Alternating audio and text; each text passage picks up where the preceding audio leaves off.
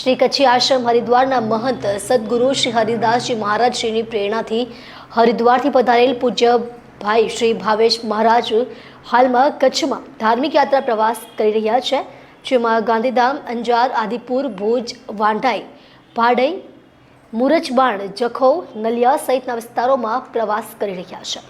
તે અંતર્ગત શ્રી કચ્છી ભાનુશાલી સેવા સમાજ ટ્રસ્ટના સંકુલમાં આવેલ નલિયા કુળદેવી હિંગલાજ માતાજીના મંદિરે દર્શન કરવા પધાર્યા હતા, ત્યારે બહોળી સંખ્યામાં ભાવિક ભક્તો આવ્યા હતા। ત્યારે રતડિયા આશ્રમના મહંત માતાજીના મૃદુલામાં તેમની સાથે જોડાયા હતા। શ્રી હિંગલાજ મંદિરે સત્સંગ કરી ભાવિક ભક્તો સહિત બંને સંતોએ નલિયા ભાનુશાલી મહાજન વાડીની મુલાકાત લીધી હતી। ત્યાં પણ સંતોના સાનિધ્યમાં ભક્તોએ શ્રી હિંગલાજ માતાજી તથા ભગવાન ઔધવરામ અને ભગવાન વાલરામની આરતી સાથે વાલરામ ચાલીસાના પઠનથી સમગ્ર વાતાવરણને ભક્તિમય બનાવી દીધું હતું।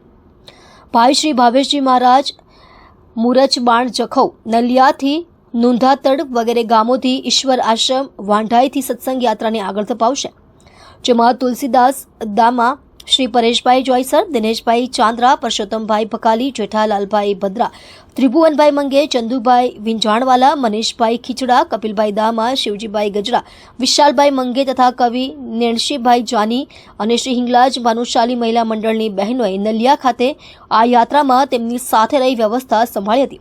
स्टोरी रमेशभाई भानुशाली, नलिया, अबડાસા, कच्छ।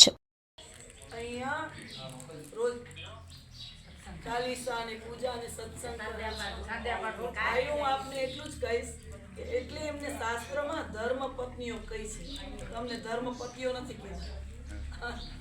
એ જગદંબા બધી સ્વરૂપ છે અને આ બધી ઔધવરામની કૃપા છે।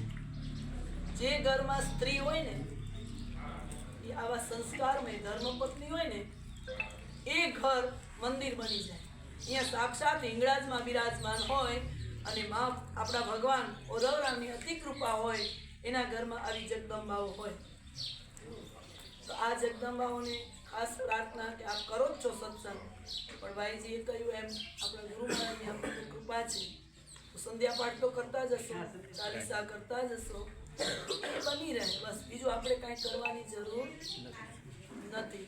અને હું તમને થોડીક એક હસવાની વાત કરી દઉં કે સ્ત્રીઓ જાજી છે ને એટલે પામડે ખૂબ જ ભાગ્યશાળી આવ્યું કે જગતજનની માં હિંગલાજ જે ખોરે મેં પામડે ઠાયું, ભગવાન ઔધવરામ પાકે પ્રાપ્ત થયા, ભગવાન વાલરામ પાકે પ્રાપ્ત થયા, વર્તમાન ભગવાન સદગુરુજી પાકે પ્રાપ્ત થયા। એ પાંજે ભાગ્યજી ગાલે સંતે જો મળવું પણ એકડી વિશેષ ભાગ્ય અને પરમાત્માજી અસીમ કૃપા જો પરિણામ હે કે એ હેડા સંત ભગવાન મહાપુરુષ તત્વ પાકે પ્રાપ્ત થયો।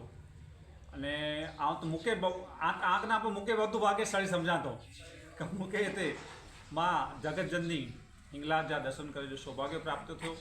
અને માં કે પ્રાર્થના કર્યું કે દર વર્ષે મૂકે હેતે બોલાવીએ અને દર્શન જો સૌભાગ્ય પ્રાપ્ત કરીએ, દર્શન જો સૌભાગ્ય પ્રાપ્ત પહેલી વખતની યાત્રા હે તમે આ મણી વડીલે જો ઉત્સાહ અને આનંદ, સહયોગ અને સથવારો બહુ સારી રીતે પ્રાપ્ત થયો। એ વડે મહાપુરુષની કૃપા જો જ પરિણામ હે, એની સિવાય સંભવ જ ના હે। કારણ એકડો